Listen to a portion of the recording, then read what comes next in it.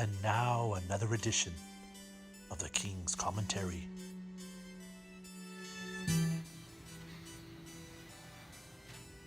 Well, hello there, and welcome to the exciting return of the King's Commentary. Allow myself to introduce myself, even though I don't have to. I am the monarch of all of those Mizocs out there. I am the Emperor of Entertainment. I am the Tyrant of Trivia. I am the Know-It-All Nobleman. I am the Sovereign of Smartass. I am the Sultan of Smack Talk. It is your King of the Marks. It is I, King Dangerously. Now today, we will be talking about none other than the Season 3 competitors of Triple or Nothing, Mark Royal Order King of the Marks tournament. But before I get into those competitors, I have a little bone to pick with that horrible host, Brent. Now, Brent, when we started this whole King of the Marks tournament, you assured the King that these King of the Marks tournaments would take place around the original 4 pay-per-views. SummerSlam, Survivor Series, Royal Rumble, and WrestleMania. Now, the King is very upset with you horrible host, because you left out the King's pay-per-view. I am talking about none other than the Royal Rumble. The King won in Season 1 around SummerSlam. The Tsar himself, Tsar Salazar, he won around Survivor Series. Now, you made this grand announcement of Triple or Nothing on the King's pay-per-view.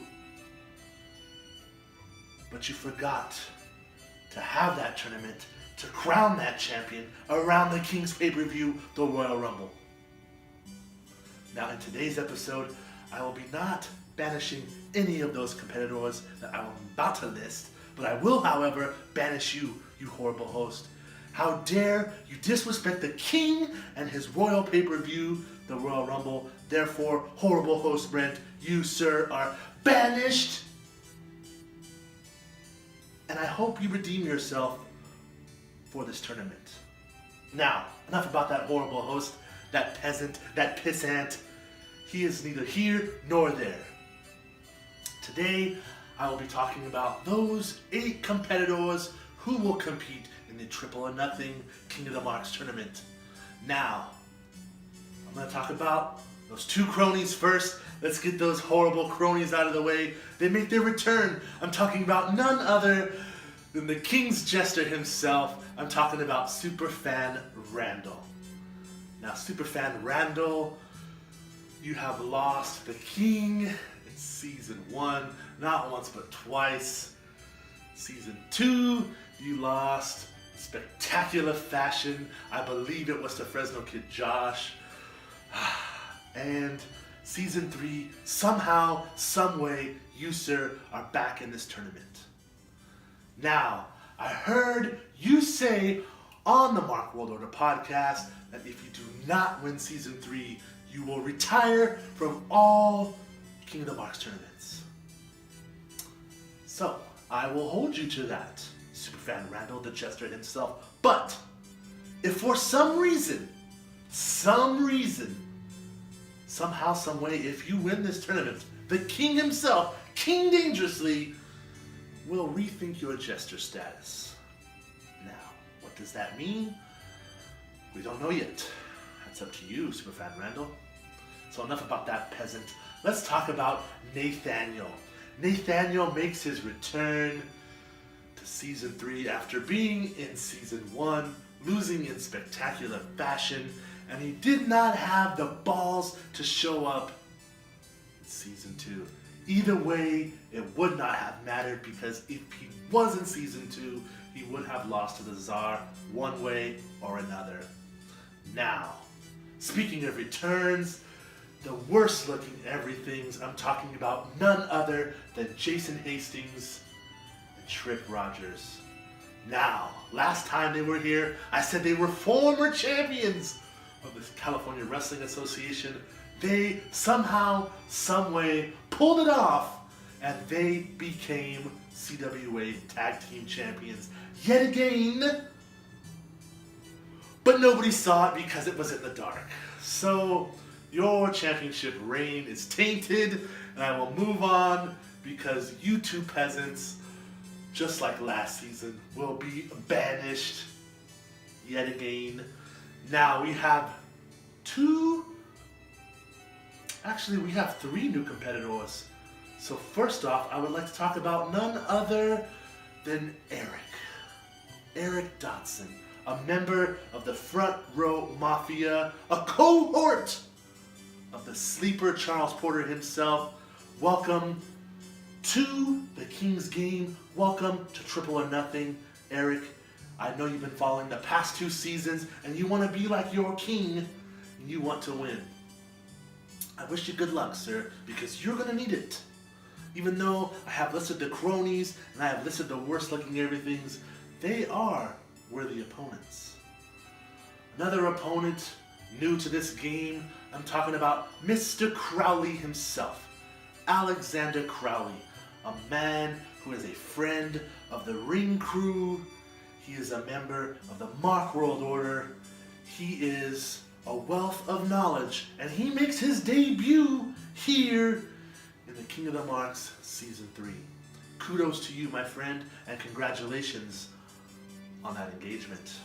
Now, I'm talking about the third new competitor in this game, in this tournament, in this season, and she, yes, she could change the entire game, the name of the game of this season. I'm talking about a member of royalty herself. I'm talking about kayfabe queen member Al.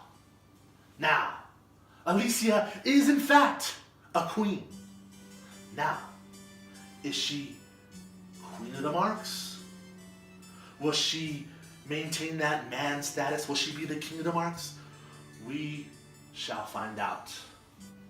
But congratulations on breaking the gender barrier here in the King of the Marks. I look forward to your matchup against one half of the worst looking everything's Jason Hastings.